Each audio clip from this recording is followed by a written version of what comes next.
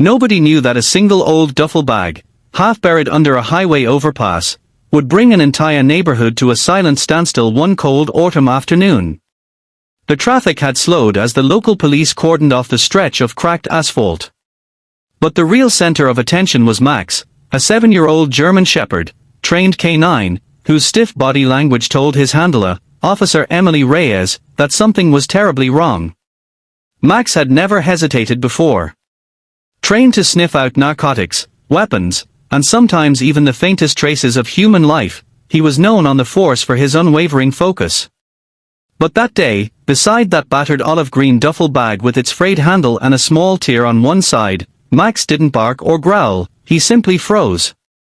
His front paw raised slightly, tail low, ears pinned back. His brown eyes locked on Emily's, silently pleading, "Do not take this lightly." Emily felt a chill that had nothing to do with the wind gusting under the overpass.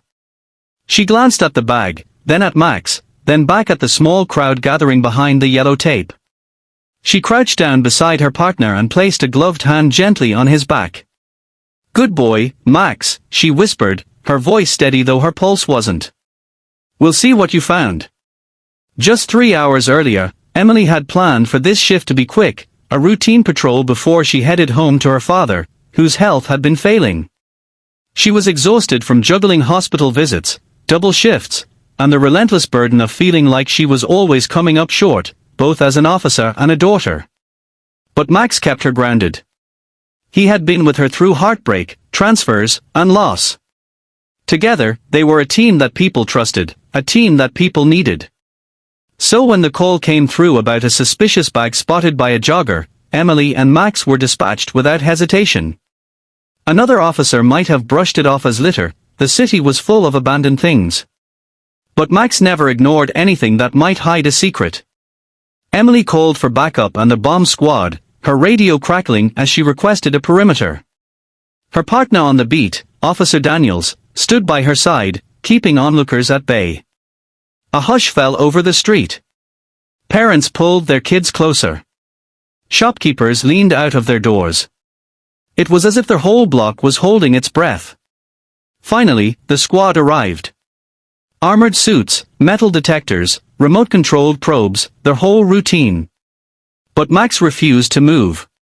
He stayed rooted by the bag, pressing his shoulder into Emily's knee, eyes fixed on her as if begging her to trust him.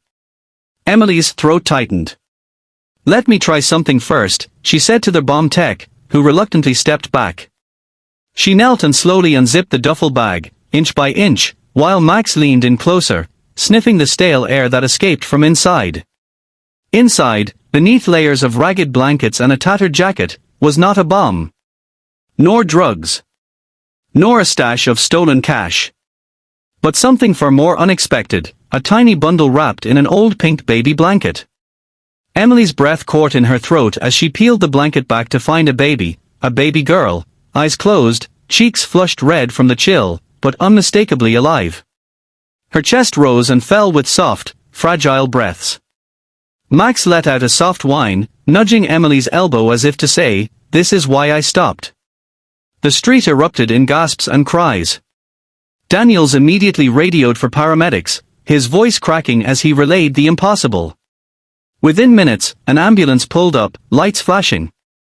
Emily handed the baby over with trembling hands, whispering a silent promise that she'd find out who left her there, and why. But when she turned to praise Max, she found herself sinking to her knees beside him. She buried her face in his fur. "You saved her, Maximum. You good boy. You saved her." In the days that followed, the story spread like wildfire. News vans lined the street. Neighbors left flowers, blankets, and tiny stuffed animals at the overpass. People who had walked by that same stretch of road for years now looked twice at every shadow, every shape, wondering how many more secrets they'd overlooked. For Emily, the discovery sparked more than headlines, it ignited something in her that had nearly burned out. She couldn't sleep until she knew the baby was safe. She visited her in the hospital, each time telling Max's story to the nurses and social workers. They named the baby Hope, because that's what Max had given her. But the real challenge was just beginning. Finding the mother took weeks of detective work. Leads fell apart, tips went cold. Emily worked overtime, following every shred of information. She fought bureaucracy, rumors, and her own exhaustion. Max was by her side through every late-night stakeout, every frustrating dead end. When they finally found the young woman who had abandoned the baby, a frightened teenager named Ruby, hiding out in a shelter downtown, Emily didn't feel anger. She felt heartbreak. Ruby had been alone, scared, and desperate. She had thought her baby would be better off found by strangers than left to starve by her side. Emily sat with Ruby for hours that night, listening, not judging. When Ruby asked if her baby was safe, Emily showed her a photo. Hope's tiny hand wrapped around Emily's finger. Ruby broke down, her sobs muffled in Emily's uniform. It wasn't the ending everyone expected. It wasn't easy or clean. There were court hearings and custody petitions. But Emily fought for Ruby too. She found social workers, counselors, and a safe place for mother and child. Through it all, Max stayed close, his watchful eyes always searching, always guarding.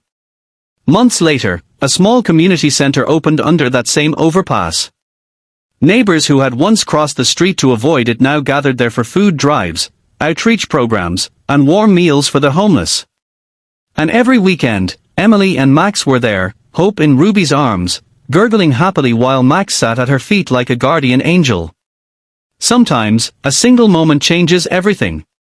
Sometimes, an old duffel bag is more than garbage. It's a test of whether we still look closely, whether we still care. Max taught them that. He taught them to stop, to look again, to listen to the quiet warnings. As the street moved on, the story of the K9 who froze beside an old duffel bag became a symbol of second chances. A reminder that life is precious, that even the smallest, most overlooked things can hide a miracle. So if you're watching this, take a moment to thank our four-legged heroes. Drop a comment below to share your thoughts about Max's bravery and this incredible rescue. And don't forget to subscribe to Justice on Paws for more true stories of the dogs who stand guard for us all, even when we forget to guard each other. Justice on Paws, because sometimes, justice has fur and four paws.